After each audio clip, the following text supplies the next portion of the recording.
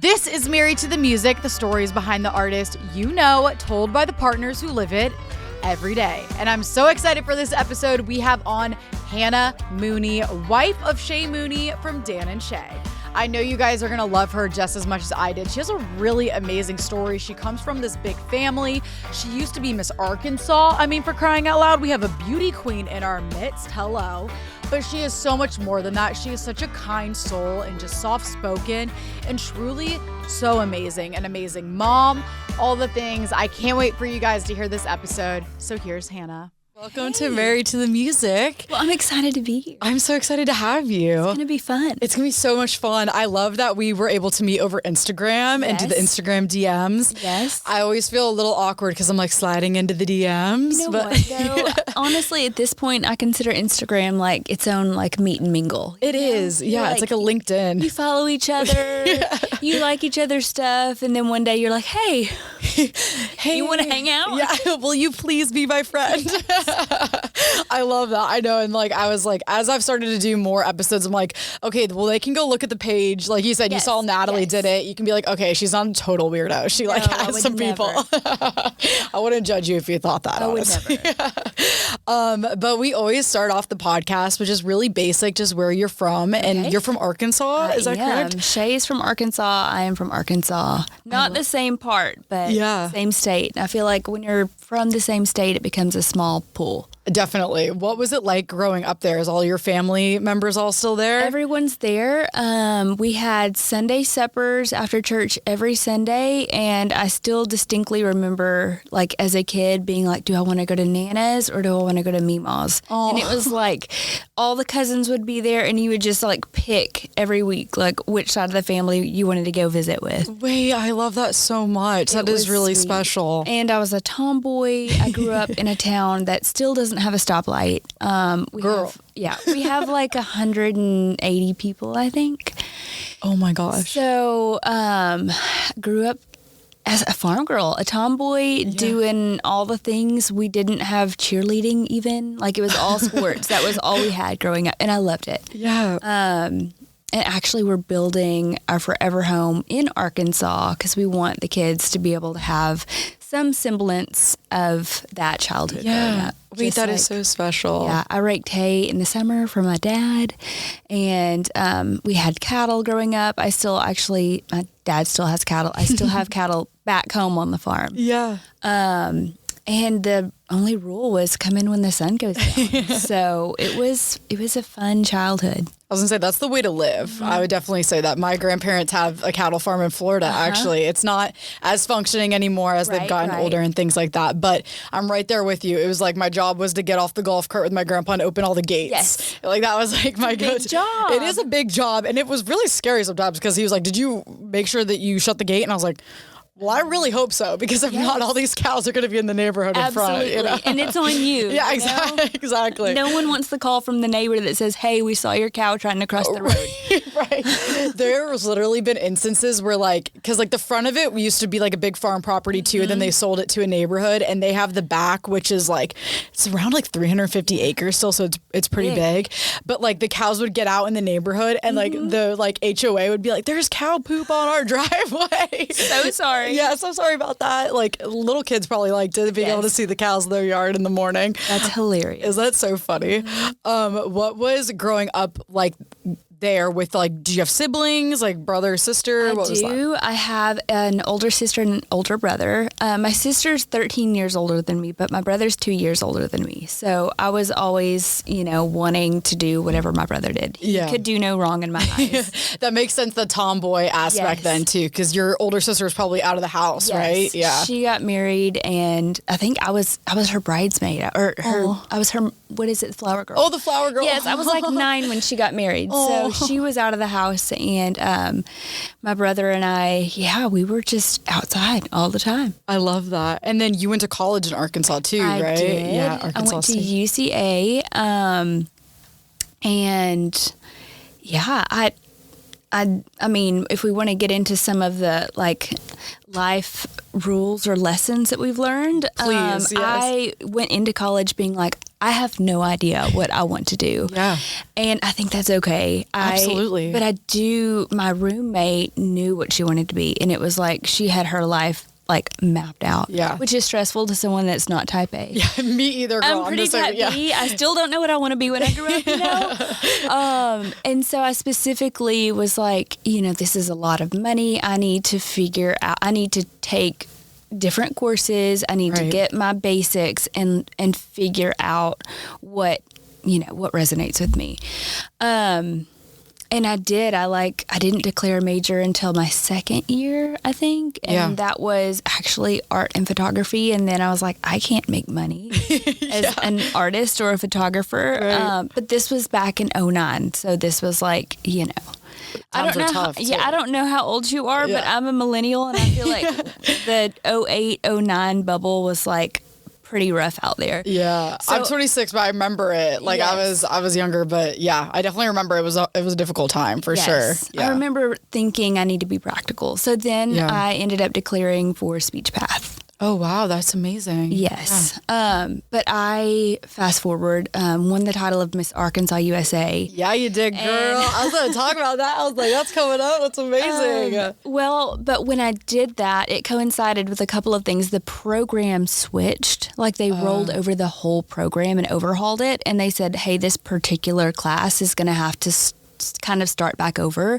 Oh, wow. And I had already had things like neuroscience and like human anatomy and physiology. So I'd had some of these like harder courses. And then they were like, no, none of this is going to count. Oh my Y'all are going to have to start back over. And I already took off a semester when I was Miss Arkansas because I traveled and I would speak. It's a lot, yeah. And I had a part-time job. So I went to my counselor and I was like, what am I closest to graduating in?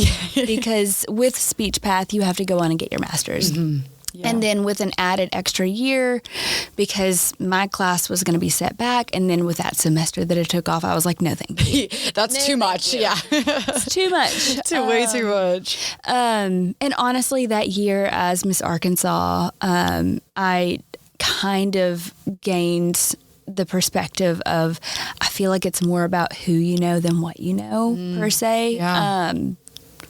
Not necessarily that, a formal education is not important, but a piece of paper is not going to get you where you want to go unless you want to be a doctor. You want to do something very specific. Completely agree. I feel like there's so much like pressure on like young people too to be like, you have to know exactly where you want to be like your whole life by the time you're 19. 100%, it's crazy. 100%. And I also find that that's usually when people like crash and burn because they're like, wait, what am I doing? Who am I? Like identity crisis. Right. It's not even like a midlife crisis. It's like a quarter life crisis. Yeah, exactly. But yeah, I just asked what I was closest to graduating in, and I did it. And then I moved to Northwest Arkansas and met Shay online, knew of him for a couple of years. Yeah. He also slid in the DMs. I love it. And we've told our story a lot. I have a podcast, and so I've sat down with him and we've like talked through a lot of things. But yeah, and fast forward, I moved to Nashville, and Shay and I will have been married 10 years in August. I love it. I'm so excited to get deeper into this, but I do want to go back a little bit to the pageant and everything like that. And like, was that something that you did from at a young age? So I did. Again, my town was so tiny, and like there were a few things you would look forward to each year. One of them was like the county fair. And one of the few things that you did was all the girls would be in like the pageant. Gotcha. At the county fair. And that was just fun. You got to dress up. You got to rent a dress. And that was a part of my childhood. But then when I went to college, she wasn't a roommate, but she lived on my floor, and she was a friend, and she competed in pageants. And so she talked me into doing a pageant, and I thought, well, I have a homecoming dress, from high school, and the worst they can do is say no, right? Like the best that can happen is I'll win scholarship money. Right. Great. So she talked me into it, and I was not the quintessential pageant girl. We call them pageant patties, and they are girls that are the ones that you think of on Toddlers and Tiaras, maybe. There's different breeds, but they're trained from a young age. So they are on, they can turn it on. They've been coached. They got the flippers. They've got the flippers. They've been coached. They know exactly what to say, not to say, how to be politically correct. I wasn't necessarily those things. And I also competed in a system that required a talent. And I was told after a few years, the scoring system was set up in such a way that I was never going to be successful because I tell people it's like the SEC. It is, yeah. It's the SEC of pageantry in the South. 100%, yeah. Girls literally will move out of state to compete in other states to have a better shot at winning. I've seen that firsthand. Yeah, no, it is crazy. It's and like insane. It is insane. I didn't really, like, I grew up in Florida, so it wasn't like as popular, but I remember when I went to school here in Nashville and like hearing girls being like Miss Alabama and Miss South Carolina, I was like, what is this? Like, this is, I mean, it's really interesting and really cool. And it's so interesting. And I think like you bring up a really good point to where I think a lot of people from the outside, it's like, oh, toddlers and tiaras and like the craziness and like that kind of thing. But it is so much more than that. It's a lifestyle. It is, yeah. And I will say this because I don't want to knock all of it. I learned so much, and I did end up going to an interview coach for a couple of years. And I did, you know, these things set me up for, honestly, the life that I live now. Yeah. Like speaking to people in front of cameras, and I can dial back my accent if I need to. Being more politically correct. Some of these things, going and doing an interview for a job after college, like these things are important life skills. Absolutely, yeah. A healthy lifestyle. Like I will, until I'm blue in the face, say that like that is so important. And you had to have a platform. You had to have something that you were passionate about that you stood on. Yeah. So there were a lot of great things, but there are also a lot of girls whose entire identity revolved around this. Yeah. And that wasn't me. And so after a few years in this particular system, I had the aunt, I believe, of another pageant friend who came up to me after a pageant, and she was like, honey, you're so beautiful. You should consider doing this other system because they don't require talent. Which, you know. What was your talent? I sang because I don't have a rhythmic bone in my body. So I was just like, okay. You're like, I guess I'm not going to do the talent portion. I think it was after my third year, and you have to win a preliminary before you're even, so there's like a lot that goes into it. But after this, I was like, you know what? That lady was right. And I'm about to graduate college. This is going to be my last pageant. I'm going to transfer over. I'll be blackballed from this other system. They'll never take me again. That's fine. And I didn't even tell anyone I was going to do it. And so it was the USA system. My mom was there. Dad didn't even go. I literally didn't tell anyone. And so no one was more surprised when I won. Yeah. But I actually attribute that to me being less pageant Patty than a lot of girls. Yeah. I had no expectation. It wasn't like my end all be all, my identity to I have to win this. I went in as myself. And I think that translated into, what you want to see sitting across from you. Yeah. With someone that's not trained for it, but just is a person. Genuine, beautiful person, which you absolutely are. Oh, thank you. Seriously. And I think obviously from talking to you, I can kind of sense that you have had a good understanding of who you are and confident, but not over the top or whatever, like how that can be. Right. Yes. The whole thing. It's a fine line. Yeah. I've seen all the spectrums. I'm sure. That's kind of you to say. And I do want to say I was very, I'm trying to think of the right word for it. I didn't have a lot of confidence growing up. Yeah. I was bullied a lot. I had stuff thrown out of my lockers. Girls were mean. I remember thinking I would rather be friends with boys than I would with girls, just because it does not matter how small, it doesn't matter. Middle school girls are middle school girls everywhere, which is, doesn't matter how small your class is. Across the spectrum, girls are mean. And I actually find it's probably more representation of their own mothers and women in their lives 100%. that they've learned from, and less about, them. But I digress. My mom was always so good to refer me to the Bible, and we always went to church, like I said, on Sundays and Sunday nights and Wednesdays. So I had a good foundation. And when I went to college, even at some of my low points and me not knowing what to do with that, I remember I had like a little Bible that I brought with me from home from my Sunday school teacher. And so I would literally go to the index and look up like a broken heart or like stuff like it would be like a word you could just look up, and I would like look up passages about this, and it would be like God binds up the brokenhearted. And so even though I wouldn't say that I was super strong in my walk, I had a good foundation. Yeah. So when I did kind of reach the end of myself in my older years, that's where I fell. There's a saying, and it's like, when you hit rock bottom, you find the rock. Yeah. And so that's kind of what my story was. And that's where I was when I met Shay, actually. But to go back, when I won the title of Miss Arkansas USA, it was like for the first time, someone outside of my family or my mom or a friend was telling me that like I was good enough. Yeah. In a sense, which I didn't, it's hard to explain, but as a girl and as a young woman who's trying to figure out who she is and what she does in life, it's important, I think, in some regard, to have an outside voice who sees you and speaks into like who they see you are. Yeah.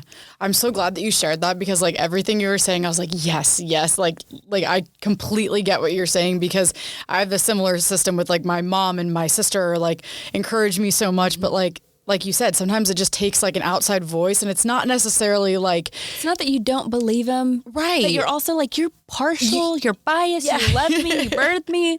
Yeah, it's like you have to say those things in a sense, and it's like, I completely get what you mean, where it's like you want that validation. You're not like craving it to a sense where you're doing outlandish things, but it's so great to be able to hear that and encouraging and building that confidence as a girl. I think that's so like completely accurate, and I think so many listeners will be able to resonate with that completely. I do want to get into you and Shay's, excuse me. I always say Dan first because of Dan and Shay. It happens all the time. When I tell you the number of people in public that come up to us, probably 9 out of 10 of them ask if he's Dan from Dan and Shay. I literally, the worst part is, Hannah, is that I know that he's not, but I just think like when people like say it, it's like because of Dan and Shay. Yes. Like we need to put Shay first now. But you know what I tell people, and this was a total missed opportunity for our wedding hashtag, but I'm like, Hannah and Shay. Hannah and Shay, That's the name of this episode. Hannah and Shay. Hashtag Hannah and Shay. Yes. I love that. I love that so much. But you and Shay have this amazing relationship, and you kind of alluded to, obviously, it was sliding through the DMs. You have your own podcast and have talked a lot about this, so please forgive me for asking again. But I love to hear the story, and we will get into your podcast in a second as well. But so talk to me about you and Shay. Okay, well, as I said, I had gone through a lot at the time in my life right before Shay entered. I had gone through an abusive relationship. I moved. I was Miss Arkansas, and I was navigating all of that and trying to escape this situation that I was in. Yeah. Like I literally moved so that I couldn't be found by this guy. And so I had kind of a, what do you call it? A sabbatical? I don't know. I swore off men.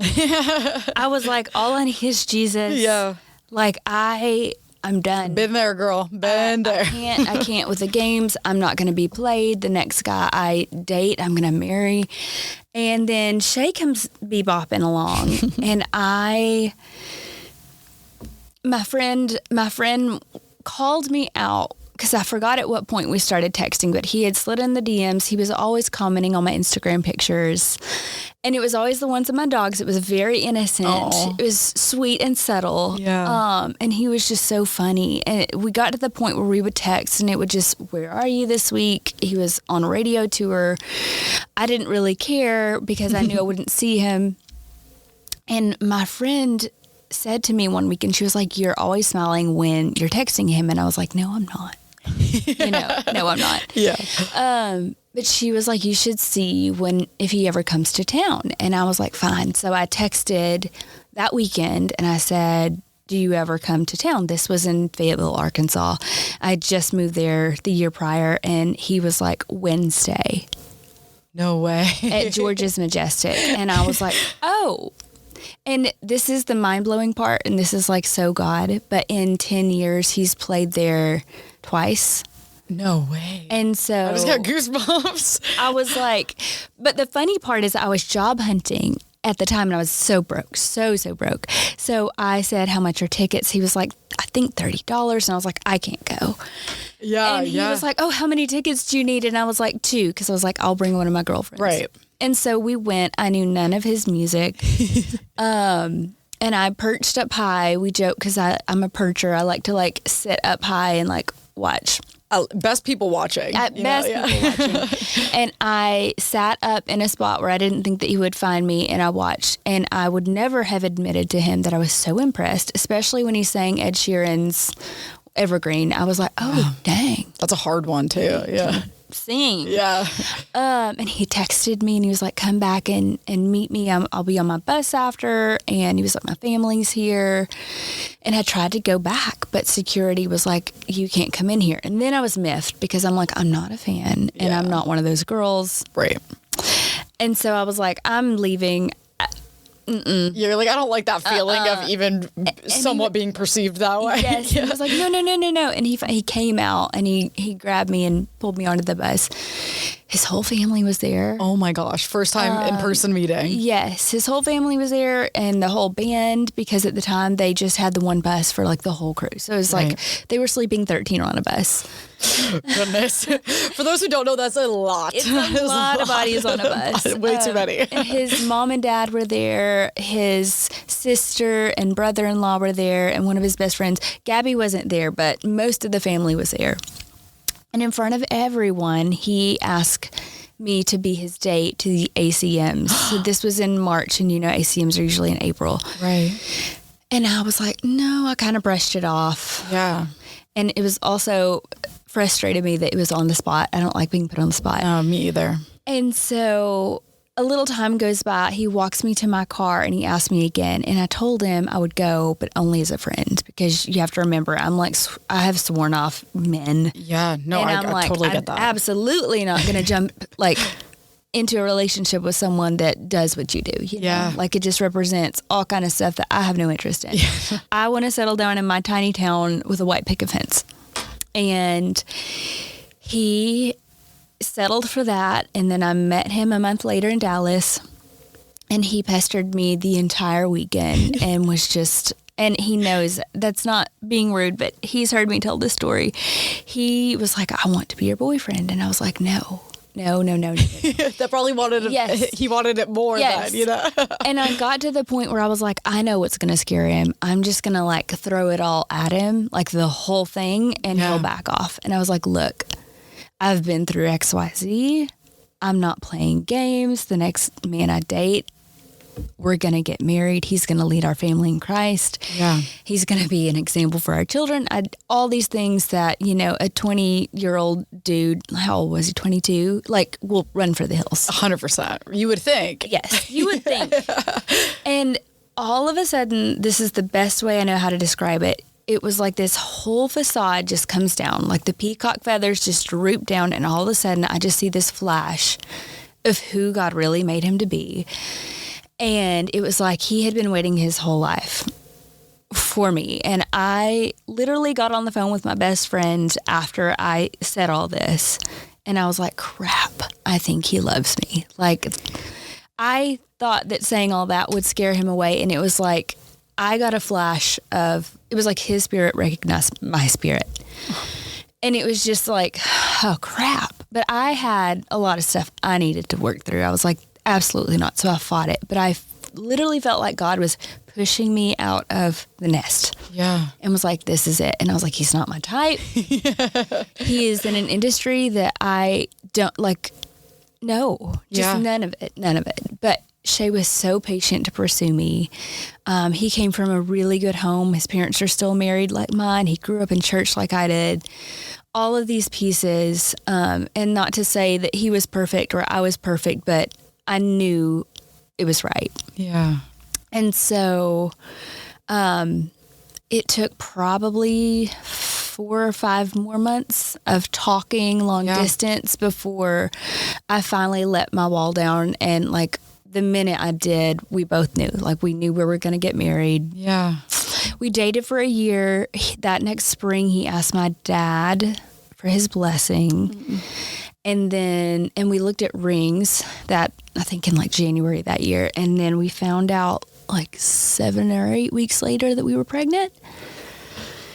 So how did that all feel? That just like starts the next part of the whole story. Right. And again, we share all of this, but I've said this before, but I genuinely think that Asher is the glue that held us together in our first years, because I think that I would have gotten to the point where I would have backed out.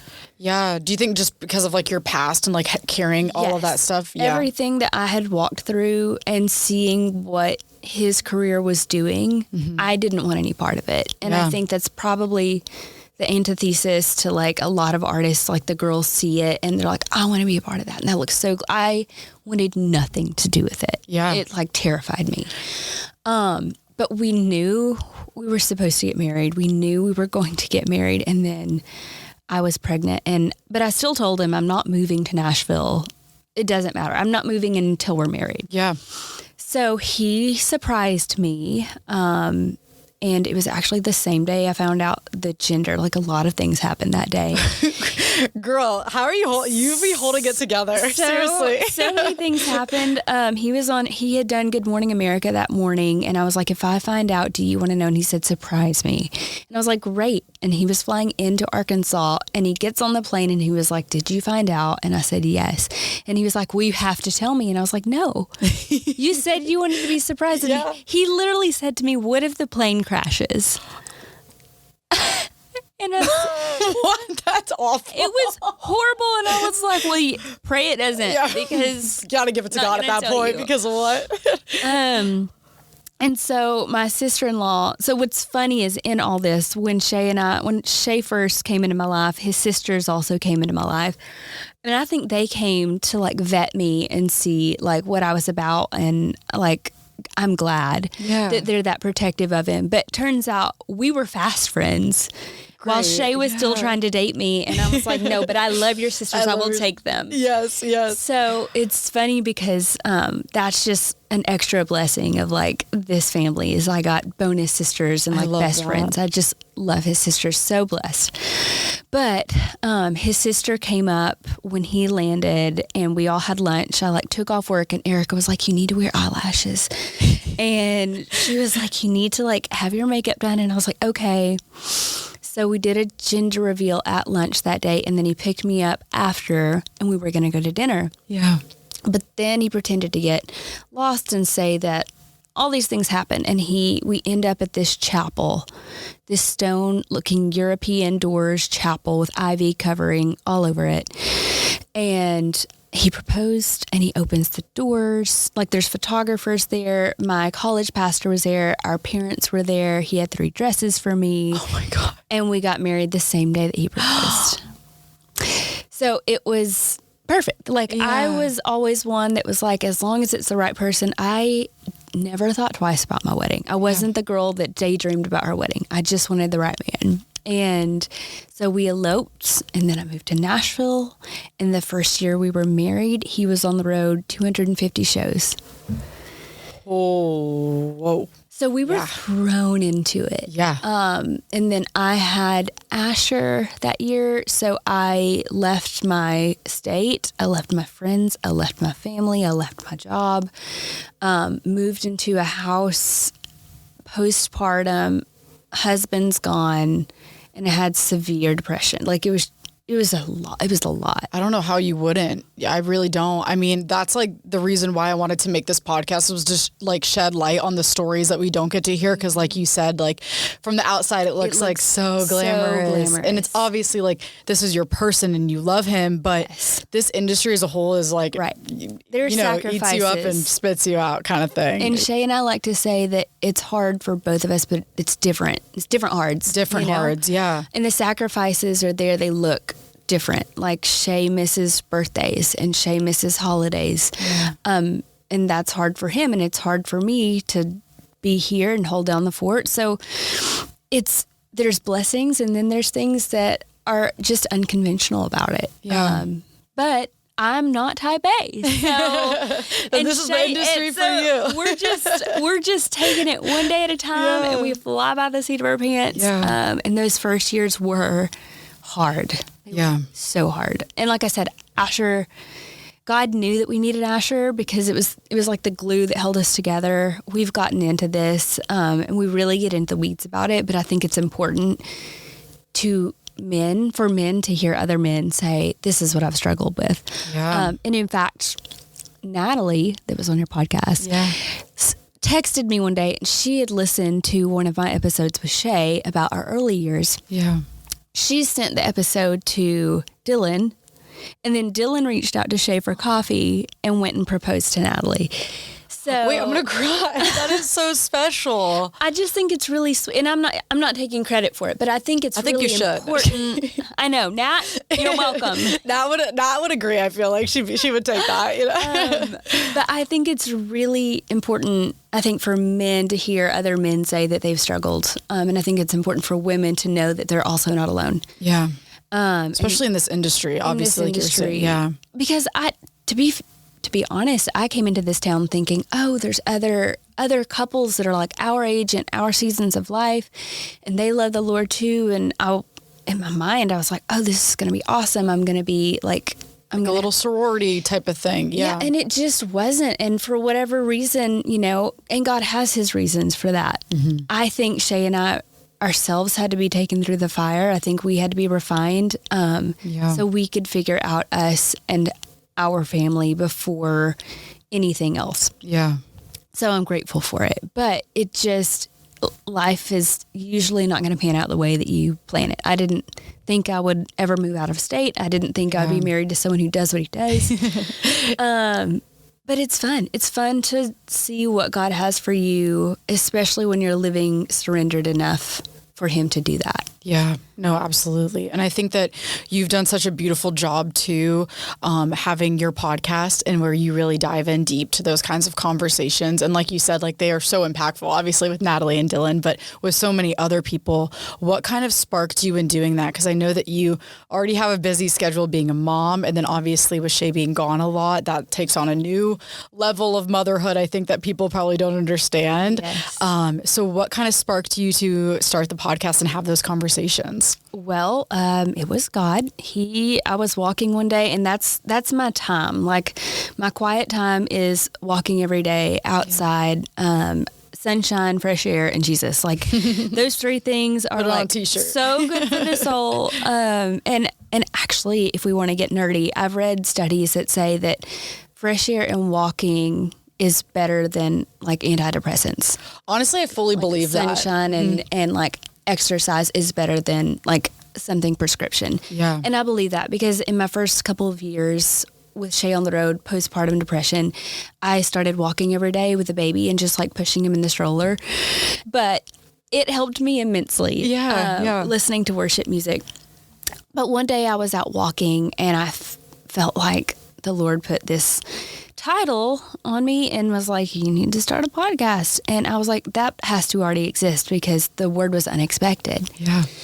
And then slowly he just started, and you have to think too, in all these years, because it was it was so hard, and Shay was on the road, I felt very alone and isolated. So I dove into the Word, like the Bible. Like Jesus was the friend that I had. He was all I had. Not to say that Shay wasn't there, but when he literally wasn't there. Yeah. And then it's hard too, because I feel like something that I've tried to explain in the podcast too is like when they are gone, they're not accessible. I mean, obviously you guys will talk, but it's not like you can be FaceTiming for hours at a time. Like they are out and they're doing things and like you can't communicate with them as much either. Sorry, not to cut you off. No, like, you're totally right. Yeah. And like depending on where it is, you might be time zones away. Right. They're in sound check, they're in interviews. Like they're living a different life. Yeah, like 100%. You're literally on two different like life planes. Yeah. And you just like, as the therapists say, like merge. It's like the exits that like you're now slowing from a 60 to like a 20 when you exit ramp. Exactly. That's how they feel when they come off the road. Yeah. I think.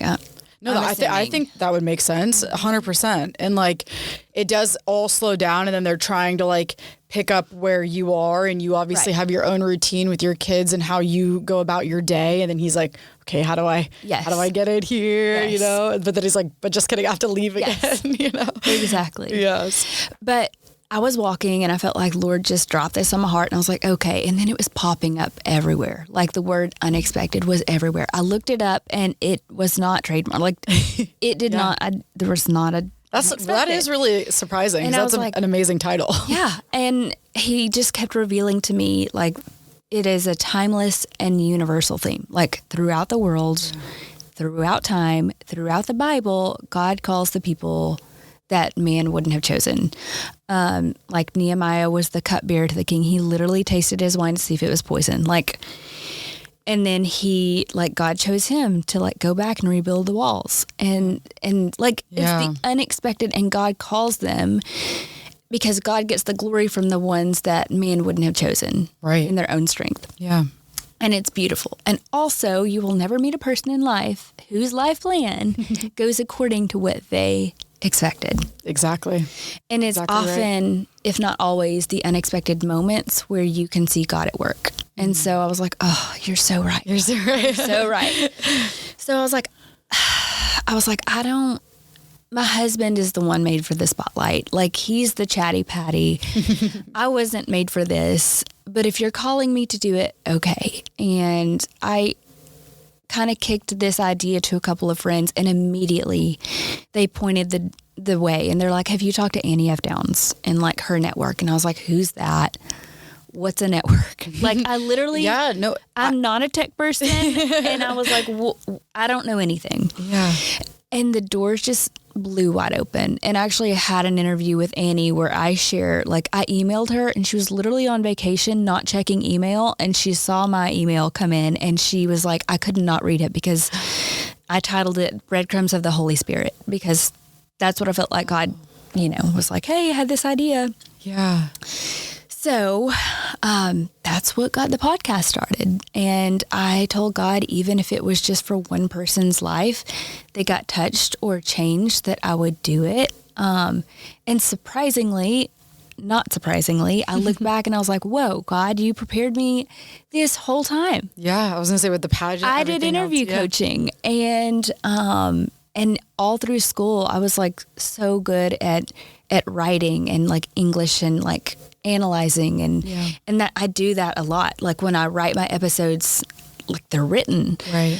And so that, and then the first few years of our marriage, I remember asking God, why did you put me here? Yeah. My husband's in the spotlight, and by default, I'm standing next to him. Like I'm in the side light. Right. And I have thousands of people. Like you literally go from like nothing to tens of thousands of people who just are following you. They're interested. And I was like, I didn't do anything, and I'm going to point them up. Like it's not about me. If they're going to see me, I want to point up to you. I want to make this about something that's not me, because it's not about me. It's about God, and he gives us all gifts, and none of our gifts are even for us. They're for other people. Yeah. So I said yes, and I'm on I was thinking about this the other day. I think I'm on year 4 of the podcast. That is so amazing. Just wild because like our kids have doubled. Yeah. We went from 2 boys to 4 boys. And I've slowed down a little bit, but sometimes people will approach me and be like, I love your podcast. I hope you don't stop. I'm not stopping. But we do have 4 children. Yeah, it's a lot. It's a lot. It's a lot more work than people think. I think people think you can just like set up your camera and like hit go. I cannot. Maybe some people out there can, and sometimes you can tell. Sometimes you can't. Yes. But it's a lot of work. So I really, 4 years of doing that consistently is insane. We have just started this in February, and it is like a lot. So congratulations to you, because that really is such an accomplishment. Thank you. Seriously, 4 years. It's gotten inconsistent, but again, I have to give myself grace because I've had children in the meantime and big life changes in the meantime. We're building a house right now. And we do not have family here, which is like, I'm sure something you talk about a lot, but like when you move from Sunday suppers and seeing your cousins and having your aunts and uncles and grandparents next door or across the street, it's just like, I grew up thinking that my kids would have the same, and I grew up thinking I would have that system of like family support. And so when you're uprooted from that, then you become your own like self-sustaining system. Right. No, I completely agree with you. So close, and it's been hard. It was definitely a big adjustment going. I went to Belmont, so having to kind of adjust to what that all looks like as a family unit here it's hard. My parents definitely come up a lot. So that's great. That's great. It really is.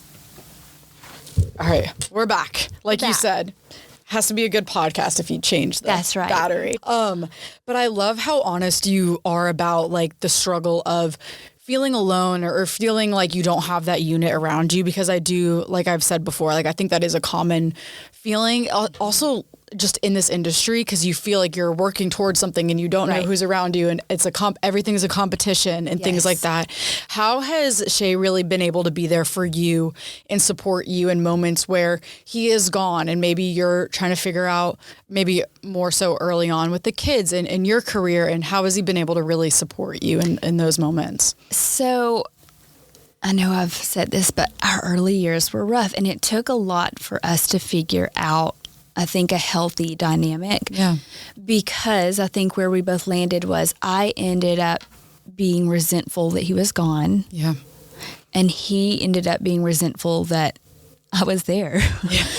That he was now all of a sudden, when we got married, we were 24 and 25. Mm-hmm.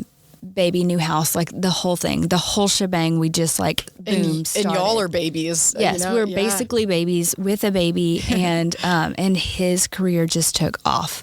It really did. And so we went from 0 to 100, and we were just like hanging on. I was just hanging on, and we didn't handle things in a healthy way. We didn't know how to cope, and this industry is not built for healthy family dynamics. It's Absolutely just not. Yeah. But fortunately, and I've said this before, we came up about the same time as these other country families that started having kids about the same time. Yeah. So I feel like there was a move roughly 10 years ago. I agree. Yeah. Where the industry started kind of embracing the family thing. Yeah, they were excited to see it and stuff too. Yeah. Because it was a good look. Right. You know? Yeah. 100%. Sometimes family sells. So, yeah. So I was fortunate in that. But we did have to go to counseling, and we went to Porter's Call, which is this incredible nonprofit here.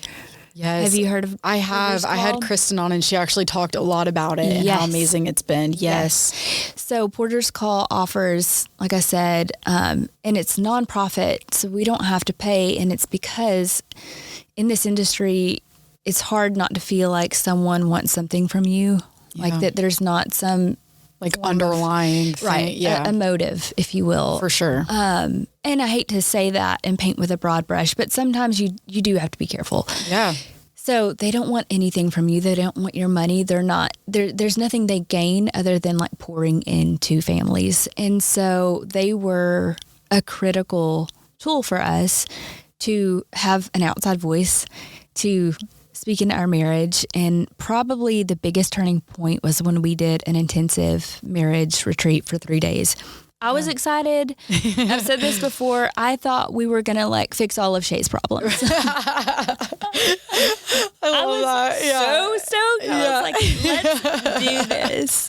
And I would love to see, like, I would have loved to be a fly on the wall to see me come out of that first day. Yeah. I probably looked like I'd been hit by a train because we came out and they were basically like, yeah, Shay, you make like lemonade out of lemons, and Hannah, you have chronic trauma. And I was like, that doesn't feel right. We're not here for me. I love you. Oh my gosh, that's so funny. But, and I can joke about it now, but like in all seriousness, I think a lot of times, if not every time, we can be so one-sided in a marriage or like in a relationship or in a situation where we can't see our own stuff and not even faults or flaws, but like our own brokenness. Yeah. Yeah. That's so accurate, I think. And so a lot of things that people are walking through or react to, or the way they're handling situations, actually has far less to do with the situation than like the wounding that's behind it, like the trauma that's behind it, the brokenness that like, or some unmet need. Like there's something there that then triggers them in that like moment. Right. And it probably has less to do with the person and the thing than like that thing that's never been healed. Yeah. So we learned a lot. And it was really humbling for me. Yeah. But it was also, like I said, life-changing. And I don't think the work ever stops. It's not like you can just like do one marriage intensive and like be done. But I think what it does is it opens a door for you to continue to realize you need to work on your marriage and you need to work on broken places, and there's always room for improvement, and God is always there and ready to heal places that need to be healed. Yeah. No, I love that. That is really special that y'all were able to do that too. And what a special organization. I feel like it doesn't get enough light. Yeah. It doesn't get like enough like talked about, I feel like too. It's like, especially like after talking to Kristen and really learning more about it, I'm like, it really is such a special place for artists. I think the industry has started to pour into it because what they're realizing is their industry isn't healthy if their artists aren't healthy, and their artists typically are not in a good place if their marriage isn't in a good place. Yeah. And so I think people are kind of waking up to it, and there's been more support in recent years, and that's such a gift because they're not wrong. Like the family is the building block, and then like we're only as healthy as like that is. Yeah. So I guess in answer to your question, like 30 minutes ago, what has Shay done? Yeah. Shay has been a constant supporter. He's been my biggest cheerleader. He knows that I'm not one that wants the spotlight or like wants the attention. Yeah. So he champions that, and he's like, no, you need to do this. And the fun part, again, unexpected. One day I realized God just like brought this up to my memory. When I was in pageants, I prayed desperately. I was like, God, if you give me a voice, I'll sing for you.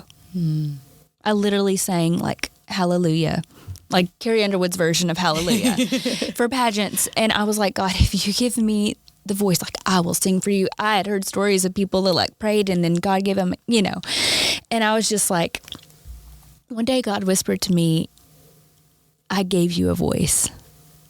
And literally a goosebump. And it was the voice that he was asking me to use for the podcast. I love that, Hannah. And it's just, I was just blown away because after I started releasing it, the number one comment people made was like, I love listening to your voice.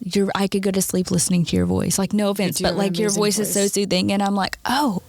And that just bubbled up that I begged God for a voice. And then the fun part is God gave me a husband with a voice to sing. Yeah, really good voice. So like, well done, God. I see what you did there. Yes. No, they're absolutely right. You do have a beautiful voice. Seriously. So I'm like, you need to come talk me off the ledge every now and then. I'd be like, Hannah, please help me. Yes, I should read like chapter books and just like be the audible voice that you hear. Yeah, no, I love that so much. And you are also in a unique place too with Dan and Shay because they are a duo, and and obviously Dan is married as well. What has that been like to be able to be with someone who kind of gets a little bit of what you're going through too? Yeah, well, it's fun that you asked that because I've always said it's like being in a marriage. Yeah. But like there's another half.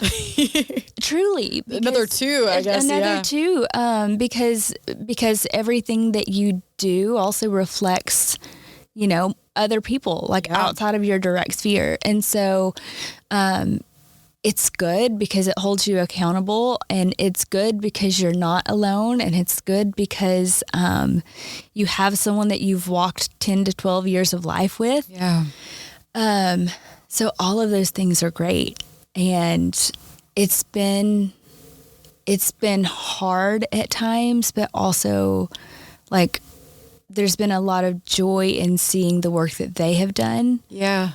Because as a wife, I can support Shay and Abby can support Dan, but then to see them work through things themselves, that's a proud wife moment, and I know that Abby can say the same. And so, yeah, it's been a fun dynamic. And I think it's different for a lot of artist wives because maybe their husbands are solo artists. Right. And I think that there's something, you had Kristen on, so there's that. I think it's a really different dynamic when you are in a duo. Absolutely. Because it's not just you. There's so many other people, which of course there's a team and a band and so many people that you don't see that make it work in the industry family.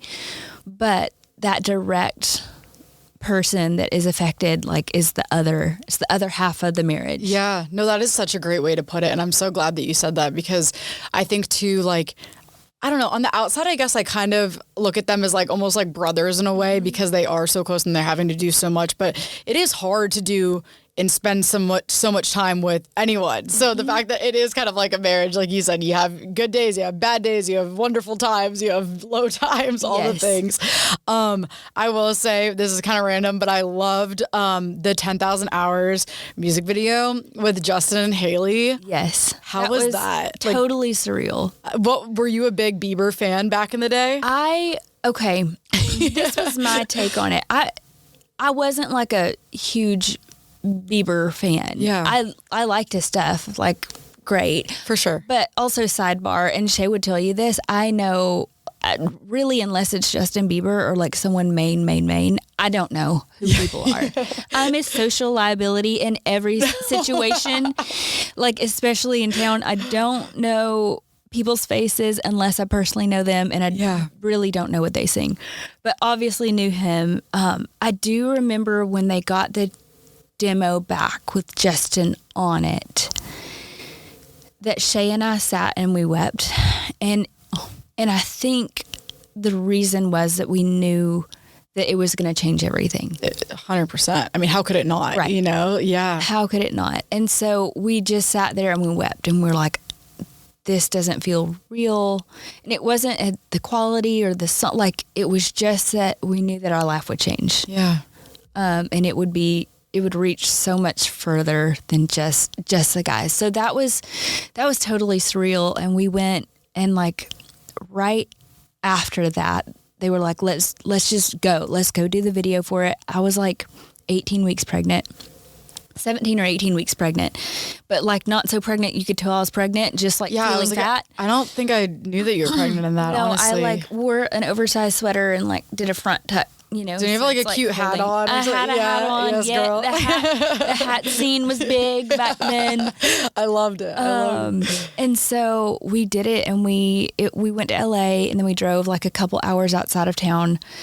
And I actually remember being so sad because, and I think it was the first thing that Justin had done in years. It was the first music anything he had done. I was a big believer back in the day, and I was gonna say, I remember that being obviously country music was such a big part of my life too, and then I remember being able to see those two cross over. I was like, oh, this is huge. And that was really special because, like you said, he has been gone. He's like hiatus type of situation for so long. But what made me sad about it is we drove hours from LA, like 2 or 3 hours out into wherever we shot.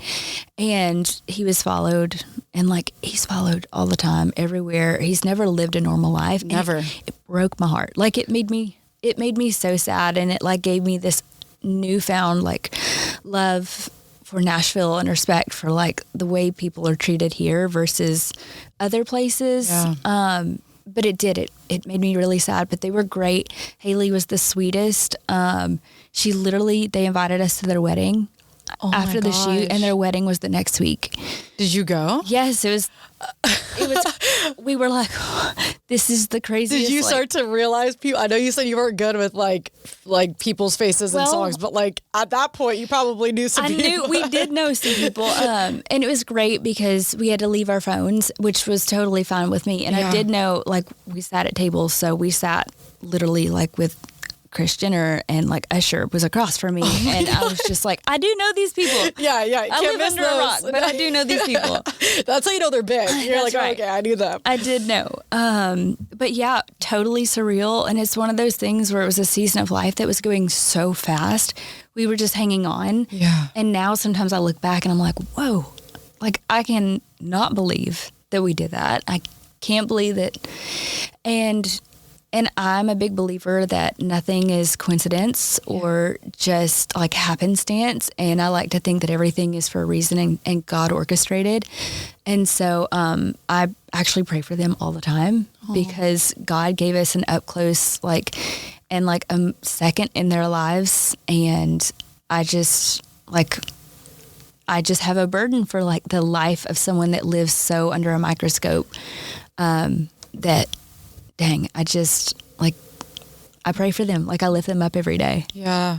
I mean, I'm like speechless a little bit just because I know, like, have growing up, like not alongside him, but like you too, like we grew up with Justin Bieber, and like to think about all the things that he's gone through and like, and seeing that firsthand, I bet it was emotional. I probably would be emotional just as well, because you're like, at the end of the day, he's someone's son, you know, he's a young guy, and like, he's never been able to be normal. And I think like, I don't know. I just think that's so amazing that you still lift them up and pray for them, because I'm sure they need it, and I'm sure they'd be appreciative of it, because I'm like, you can have everything in the world, but like, who do you have around you that's not a yes man? Who do you have around you that's willing to say, like, I'm praying for you, and I'm like, I'm literally praying for you. Literally, like, I'm not just like saying it, but like, I also think, like Daniel in the Bible, who was taken to Babylon, he was a light in a dark place. And I think that there's something special about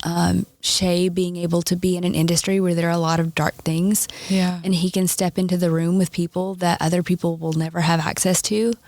And so I like to stay aware of, like, God has privileged us with this position, and I'm going to point people up in any way I can. Yeah. My first ministry is my home and my children.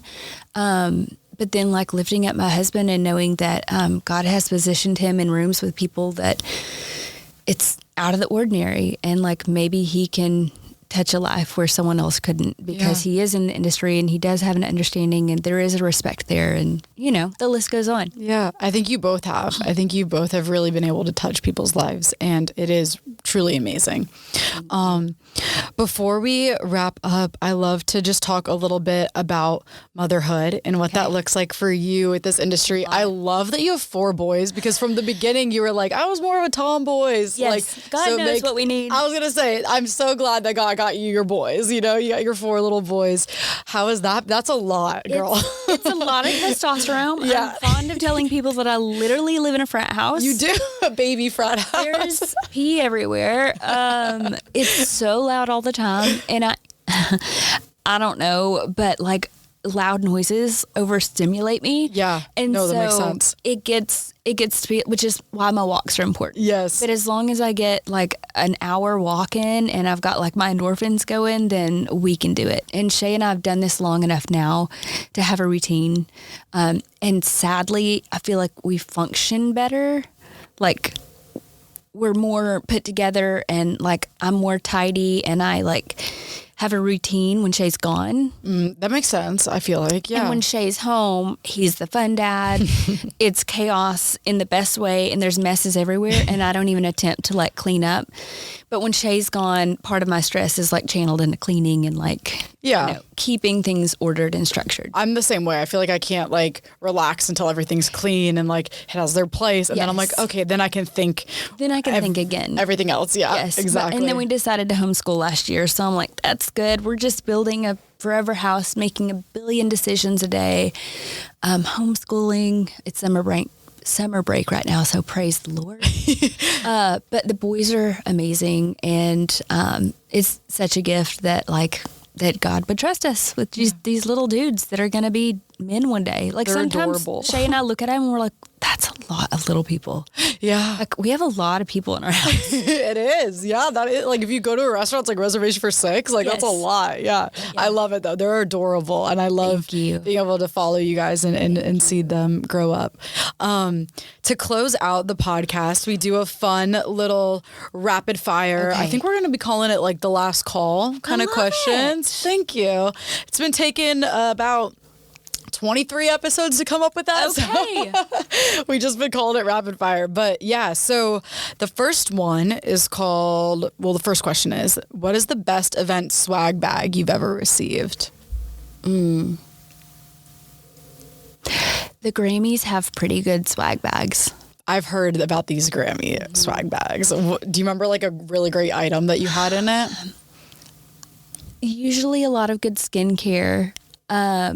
Jewelry. Ooh. Now, I will say there's some things that are thrown in there, and maybe I get weird about it, but I'm throwing that out immediately. It's like got the third eye on it, or like crystals, and like. Yeah, you're in LA. You're like, goodbye. I'm like, well, this isn't even coming into our house. Yeah, no, I don't blame you on that. I would probably do the same thing. What is the fastest way to upset you? I absolutely hate being ignored. And I think it's because I have a really hard time asking for help. Yeah. And so I'm also kind of more quiet. So if I'm asking for something, or specifically asking for help, and I'm ignored, then I'll just lose it. I'm like, why do I even bother? Yeah, no, that makes sense. I'm there for that. I talk too much, so that's definitely not it. What is a favorite purchase you've made? Gosh. Probably your dream house. Our dream, it's our forever home. Yeah. And that's been really fun because we were going to use an entire design team. And then Shay and I are we're creatives. Yeah. I also photography, art. I'm a painter. I love decorating, and Shay was like, we can do this. And in fact, we cannot do this. I have an interior designer friend who's helping because she knows the heights of sconces and all the logistics. Right. But it has been fun. So yes, you're right. The forever house is probably the best purchase. Yes, it will be once it's all done. That's you right. know what I mean? Right now it's a little rough probably. Right. Yeah. What is a weird item that you carry in your bag? Oh, depends on the bag.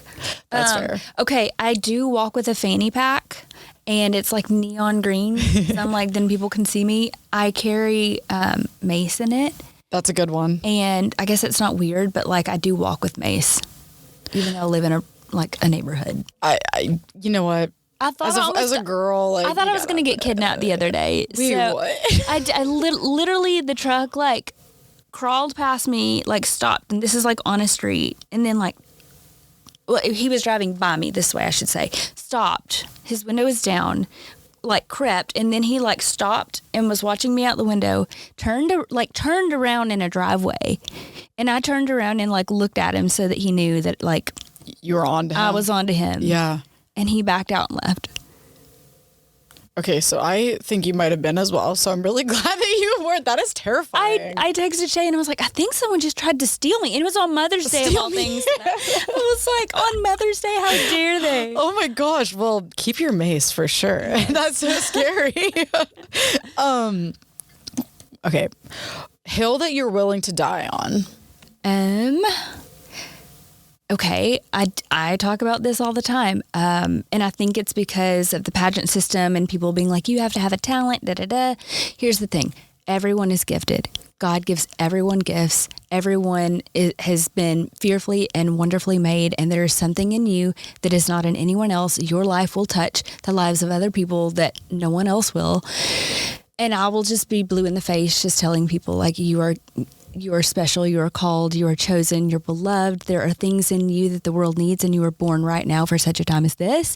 I tell my kids all the time, even though we haven't even seen them grow up and we don't even know all the things that they're gifted in, we're like, there are gifts. Thank you, God, for the gifts that you've placed in Asher, and thank you for the gifts that you've placed in Ames, and thank you that we get to steward those gifts. And I thank you that, like, they're going to change the world with that one day. I need to cut that and just listen to that over and over again in my life. That is so amazing. That is the best hill to die on. Yes. That is beautiful. What is a favorite venue that your partner has played? I have fun when he goes home to Arkansas. Yeah. And I know that I'm partial, but like the AMP in Arkansas, and I say that because I have family and friends there. So it's fun to see people. I love getting to see him do what he does. As far as like, I think it's the House of Blues in Boston. Is that right? Yeah, there's really, it's like, and Shay loves the medium size because it still feels intimate. For sure, yeah. But I feel like I really enjoyed that one. I feel like the lobster rolls were good too. The lobster rolls, yeah, I could see that in Boston for sure. I would feel like the smaller venues are cooler to see them at too, because it's just like more intimate, like you were saying. What is your favorite song? I know this is probably really difficult of your partners. It is really difficult. Gosh, their new album is coming out soon, and so there's someone there that I can't say yet, but I guess When I Pray For You is really special. He wrote that while I was pregnant with Asher, and there's one called My Side of the Fence that's like a lesser known. Wasn't a single, but also special. He wrote it when I was postpartum depression, and he came home and played it for me, and I just wept. Aww. It was just like, it's a beautiful song, but especially for someone that's like where I was in that dark place, it was what I needed. Well, I know that songs make me cry, so I can't imagine if they were written for me or about me. That would just be a whole nother level of crying and tears. I'm a tough cookie. I'm like a pretty hard critic. There's sometimes he brings a song home and I'm like, that's good.